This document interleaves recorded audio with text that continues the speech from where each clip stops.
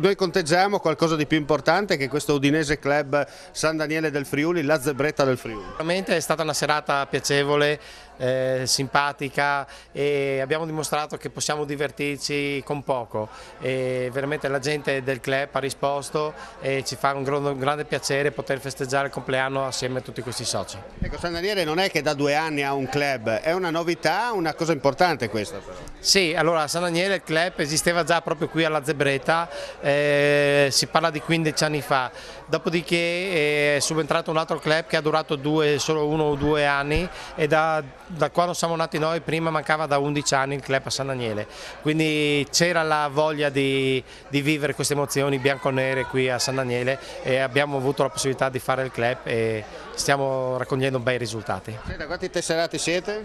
L'anno scorso si parlava di 270 tesserati, quest'anno adesso abbiamo iniziato il tesseramento queste serate e non so a che numeri potremmo arrivare. E i numeri saranno ancora più positivi, no? Ma speriamo di sì, è bello anche avere la partecipazione dei nostri tesserati, questo può fare solo piacere. Ecco. Senti, ti è passata la Buriana su Guidolino?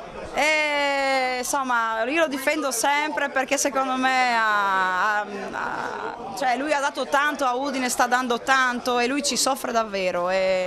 Quindi sono convinta che però faremo un grande campionato e io gli dico sempre, mister, a fine anno a braccia alzate, anche l'anno scorso glielo dicevo e l'abbiamo fatto. Qual è l'obiettivo che vi siete segnati nella vostra lavagna?